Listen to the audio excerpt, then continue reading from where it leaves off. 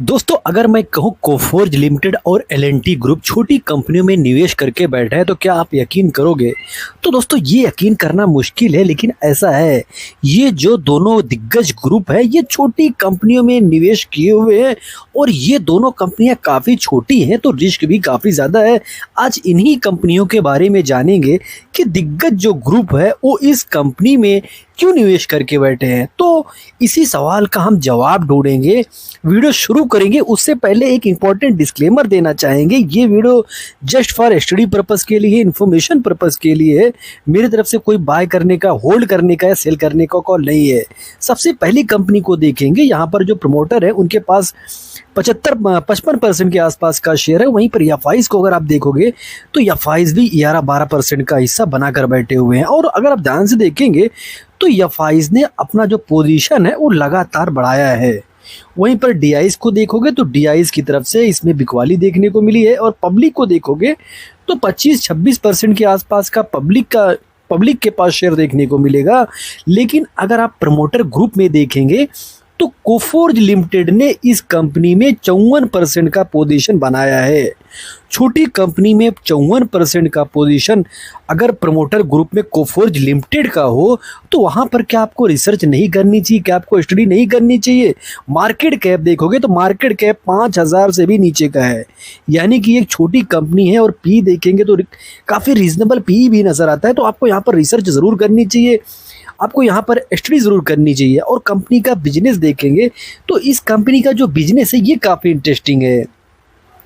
और ये कंपनी काम क्या करती है? तो ये कंपनी का काम है कि सॉफ्टवेयर टेस्टिंग और एनालिसिस का, मतलब जो सॉफ्टवेयर रहता है उसको टेस्टिंग करती है, उसी का एनालिसिस करती है कि कौन से सॉफ्टवेयर में क्या प्रॉब्लम है और कौन सा सॉफ्टवेयर है जो स्पीड से चल सकता है या उसमें कोई बग है। तो मतलब यही सारे काम ये कंपनी करती है। जैसे आप देखेंगे जो नेक्स्ट जनरेशन टेस्टिंग है इसमें भी कंपनी काम करती है, यानी कि जो नए टेक्नोलॉजीज जैसे AI, automation, cloud, mobile app के लिए भी ये कंपनी टेस्टिंग मतलब इसमें काम करती है। वहीं पर डिजिटल इंश्योरेंस देखेंगे तो इसमें भी इस कंपनी का काम है। जैसे जो डिजिटल ऐप्स होते हैं उसमें क्या प्रॉब्लम है, उसमें उसका परफॉर्मेंस प्रॉपर हो रहा है या नहीं, तो उसमें भी इनका बिजनेस है। वहीं पर आप देखेंगे क्वालिटी इंजीनियरिंग, अगर इसमें इनका बिजनेस देखेंगे तो इसमें भी ये काम करती है। जैसे ये कंपनी जो है इस कोई सॉफ्टवेयर बनाता है तो उसमें प्रॉपर चेक करती है कि इसमें क्या कोई प्रॉब्लम है या नहीं है। तो उसका जो क्वालिटी लेवल रहता है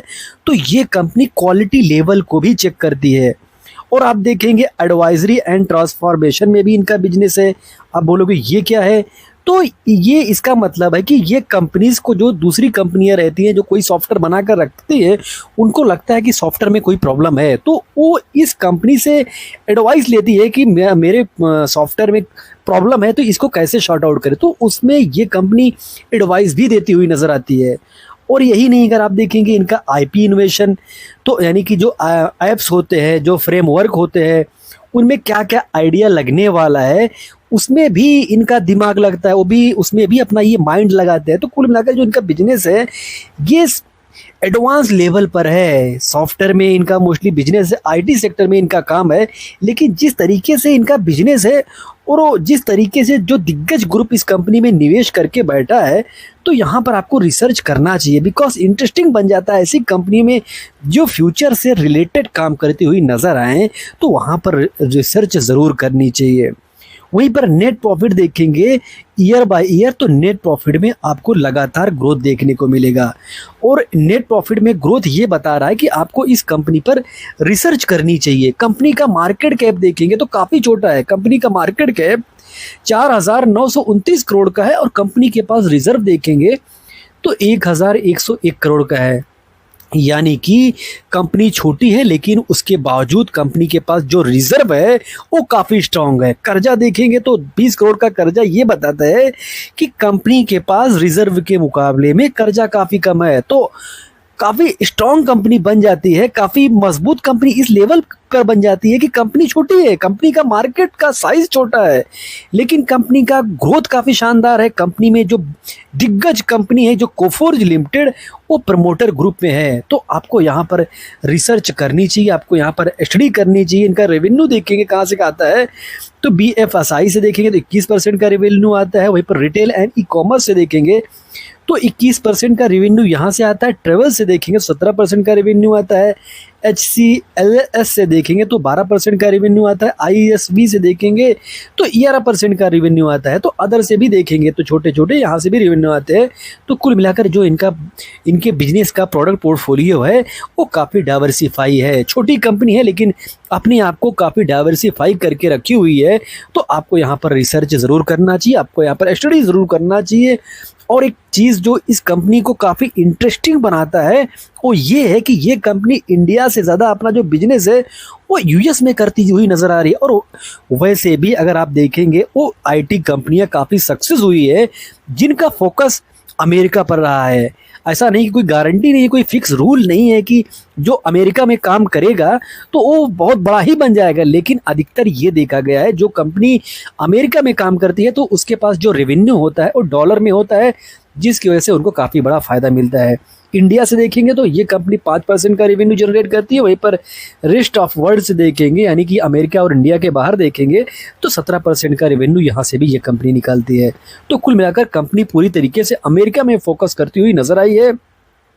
और ये कंपनी अपना देखेंगे तो जो इन्वेस्टमेंट है ये भी करके रखी हुई है। किसमें आप देखेंगे, बॉन्ड्स में, आप देखेंगे इक्विटी में, तो म्यूचुअल फंड में।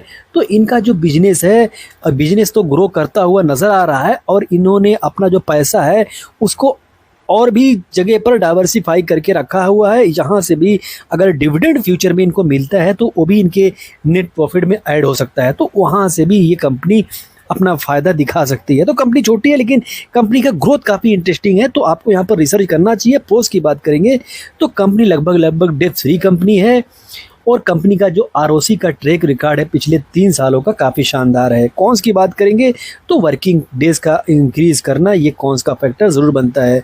और कंपनी का नाम की बात करें तो कंपनी का नाम सिग्निटी टेक्नोलॉजीज लिमिटेड है। तो एक इंटरेस्टिंग कंपनी है, आपको यहाँ पर रिसर्च ज़रूर करना चाहिए, आपको यहाँ पर स्टडी ज़रूर करना चाहिए। वहीं पर दूसरी कंपनी को देखेंगे तो इस कंपनी में प्रमोटर के पास 40% के आसपास का शेयर है। FIs को देखोगे तो 2.5% के आसपास का शेयर। वहीं पर DIs को देखोगे तो DIs के पास इस कंपनी में 4% के आसपास का शेयर है। वहीं पर 50% से ज़्यादा का हिस्सेदारी अगर पब्लिक के पास हो तो वहाँ पर एक चीज़ आप ध्यान दीजिए कि रिस्क काफ़ी ज़्यादा है।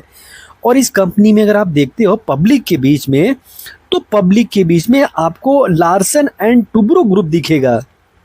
लार्सन L&T इंडिया का बहुत ही प्रतिष्ठित ग्रुप है और बहुत ही दिग्गज ग्रुप है। वो इस छोटी कंपनी में अपना पोजीशन बनाया है, उसका कुछ तो दिखा होगा जो इस कंपनी में इतना बड़ा पोजीशन बनाया है। तो इस सवाल का जवाब आप खुद ढूंढिए कि क्या रीज़न है कि जो L&T ग्रुप है इस कंपनी में निवेश किया है। तो इस सवाल का जवाब आपको इनका जो बिजनेस है उसको देखकर ढूंढना होगा। मार्केट कैप काफ़ी छोटा है, इस कंपनी का भी मार्केट गैप देखेंगे तो काफ़ी छोटा देखने को मिलेगा। वहीं पर टॉप से करेक्शन देखेंगे तो टॉप से काफ़ी अच्छा खासा करेक्शन भी है। लेकिन एक चीज़ जो इस कंपनी को चौंकाता है वो इसका पी है, 466 का पी है। इसका मतलब है कि ये कंपनी संघर्ष करती हुई नज़र आ रही है। और जो निवेशक हैं वो निवेशक इस कंपनी पर इतना ज़्यादा दांव लगाते हुए नज़र आ रहे हैं, उनको भरोसा इस कंपनी पर है। तो उसकी वजह से ये कंपनी काफ़ी महंगे वैल्यूएशन पर है, लेकिन उनको लगता है कि फ्यूचर में ये कंपनी प्रॉफिट जनरेट कर सकती है। अगर प्रॉफिट जनरेट करती है तो पी जो है ये करेक्ट भी हो सकता है। तो छोटी कंपनियों में जो ग्रोथ वाली कंपनियां होती है उनका पी कभी कभी महंगा हो जाता है, लेकिन 400 के ऊपर का पी होना ये बताता है कि रिस्क काफ़ी ज़्यादा है। रिजर्व के मुकाबले में कर्जा काफ़ी कम है, रिजर्व 1500 करोड़ से भी ज़्यादा का है। तो ये भी एक कंपनी के लिए प्लस पॉइंट ज़रूर बनता है। और नेट प्रॉफिट देखेंगे तो नेट प्रॉफिट में ये कंपनी संघर्ष करती हुई नजर आई है। आप देखेंगे तो यहाँ तक तो ग्रोथ दिख रहा था, लेकिन अभी देखेंगे तो काफ़ी डाउन दिखाई है। तो ये कंपनी जो है वो नेट प्रॉफिट में गिरावट दिखाई है, जिसकी वजह से जो ये कंपनी का पी है वो काफ़ी महंगा हो चुका है। वहीं पर इस कंपनी का बिजनेस देखेंगे तो एक्चुअली इस कंपनी का जो बिजनेस है ये काफ़ी इंटरेस्टिंग है। इस कंपनी का बिजनेस देखेंगे, नेशनल डेटा सेंटर जो है उसमें इसका बिजनेस है, यानी कि देश के अंदर जो बने लार्ज डेटा सेंटर है उसमें ये कंपनी काम करती है। IaaS क्लाउड जीपीयूज में इसका काम है, यानी कि इंफ्रास्ट्रक्चर एज अ सर्विस। तो इसमें भी इनका काम है। और इसमें क्या काम है, जैसे AI ML डेटा प्रोसेसिंग के लिए जो जीपीयूज लगते हैं उनको ये रेंट पर भी देती है। तो इसमें भी इनका बिजनेस जो है काफ़ी इंटरेस्टिंग ढंग से ग्रो हो सकता है। ये इंटरेस्टिंग सेक्टर एक्चुअली फ्यूचर में ये काफ़ी बड़ा ग्रोथ दिखा सकता है। तो आपको यहाँ पर रिसर्च ज़रूर करनी चाहिए। वहीं पर मिनिमम फॉरेन सॉफ्टवेयर कंप्लेंट्स देखेंगे, यानी कि जो फॉरेन सॉफ्टवेयर है उन पर डिपेंडेंसी इसका काफ़ी कम है। लाइसेंसिंग, डेटा लीकेज, तो कुल मिलाकर ये कंपनी जो इंडिया है, इंडिया पर काफ़ी बड़ा दांव खेलती हुई नज़र आ रही है, यानी कि इस कंपनी का जो फोकस है वो इंडिया पर है। वहीं पर डेटा सेंटर ऑपरेटर्स देखेंगे तो ये कंपनी इसमें भी बिजनेस करती है, यानी कि जो लोग डेटा सेंटर चलाते हैं उनको जीपीयू, इंफ्रा, क्लाउड सर्विसेज और ऑप्टिमाइजेशन सॉल्यूशन भी देती हुई नजर आती है। यानी कि जो डेटा सेंटर है अगर उनको सर्विस चाहिए तो उसमें भी अपना ये सर्विस भी देती है। AI स्टार्टअप्स देखेंगे तो इसमें भी इनका बिजनेस है। स्मॉल एंड लार्ज इंटरप्राइजेस जो कंपनियां होती हैं उनके लिए भी काम करते हैं, गवर्नमेंट के लिए भी इनका काम है। एजुकेशनल इंस्टीट्यूशंस जो हैं उनके लिए भी ये कंपनी काम करती है। तो कुल मिलाकर जो इसका कंपनी का कारोबार है वो फ्यूचर से लिंक है। तो इस चीज़ को आपको देखना होगा कि ये कंपनी आज के दौर में करेक्शन में तो है, आज के दौर में ये कंपनी प्रॉफिट तो शायद जनरेट करने में इसको दिक्कतें आ रही है, लेकिन फ्यूचर में ये कंपनी अच्छा कर सकती है, जिसकी वजह से जो बड़े दिग्गज निवेशक है वो इसके बिजनेस पर दांव लगाकर बैठे हैं। तो आपको इसके बिजनेस पर डीपली रिसर्च करनी चाहिए, डीपली स्टडी करनी चाहिए। वहीं पर मार्केट क्लाइंट देखेंगे तो जोमेटो इनका क्लाइंट है, कार24 इनका क्लाइंट है। आप देखेंगे तो कई सारे जो दिग्गज कंपनियां हैं वो इनकी क्लाइंट है। वहीं पर आप देखेंगे इस कंपनी का प्रेजेंस देखेंगे तो मोस्टली ये कंपनी इंडिया पर फोकस करती हुई नज़र आती है। एक्सपोर्ट मार्केट से ये कंपनी सिर्फ 9% का रेवेन्यू निकालती है। जहां पर पहली कंपनी को देखेंगे वो कंपनी इंडिया के बाहर ध्यान देती हुई नज़र आई थी, वहीं पर दूसरी कंपनी को देखेंगे तो ये कंपनी पूरी तरीके से इंडिया पर दांव खेलती हुई नज़र आई है। तो ये भी कंपनी इंटरेस्टिंग है, लेकिन इसका जो बिजनेस है वो काफ़ी इंटरेस्टिंग है। इसका जो बिजनेस है वो फ्यूचर को लेकर चलती हुई दिख रही है, लेकिन जो इनका नेट प्रॉफिट है, नेट प्रॉफिट में जो रुकावट आया है उसका रीज़न आपको ढूंढना होगा, उसका रीज़न आपको समझना होगा। ये जो कंपनी है अपना एक्सपेंशन भी करती हुई दिख रही है, और कोई भी कंपनी अपना एक्सपेंशन क्यों करेगी, उसको लगेगा कि फ्यूचर में उसका बिजनेस बड़ा बन सकता है, फ्यूचर में डिमांड बढ़ सकता है, तभी कोई भी अपना एक्सपेंशन करेगा। अदरवाइज़ मेरे पास कोई फैक्ट्री है, अगर उसमें बिजनेस ही नहीं होगा तो मैं क्यों अपना एक्सपेंशन करूँगा। लेकिन अगर मुझको लगता है कि नहीं मेरा ग्रोथ हो सकता है, मेरे पास काम है, तभी मैं अब उसमें पैसा लगाऊंगा, तभी मैं अपना एक्सपेंशन करूंगा। तो ये कंपनी अपना एक्सपेंशन करती हुई दिख रही है। आप देखेंगे जो डेटा सेंटर कैपेसिटी है 4.2 मेगावाट का, इसे नियरली 10.2 मेगावाट ये कर सकते हैं। तो कुल मिलाकर इसकी वजह से भी इनको काफ़ी बड़ा फ़ायदा मिल सकता है। तो L&T ग्रुप इस कंपनी पर काफ़ी बड़ा दांव खेला हुआ है, और इनका जो देखेंगे टेक्नोलॉजीज पार्टनर है, जो एनवीडिया है वो इनका पार्टनर है। AMD जो ग्रुप है, जो दिग्गज कंपनी है AMD, वो इनकी पार्टनर है। इंटेल इनकी पार्टनर है। माइक्रोसॉफ्ट, SPLA इनका पार्टनर है। तो कुल मिलाकर जो वर्ल्ड लेवल के टॉप क्लास IT कंपनियां हैं, हार्डवेयर की IT कंपनियां हैं, उनके साथ मिलकर ये कंपनी काम करती हुई दिख रही है। प्रोस की बात करेंगे तो पिछले 5 सालों में इस कंपनी का जो प्रॉफिट का रफ्तार रहा है वो 44% की रहा है, और ये बताता है कि कंपनी काफ़ी शानदार ढंग से काम कर रही है।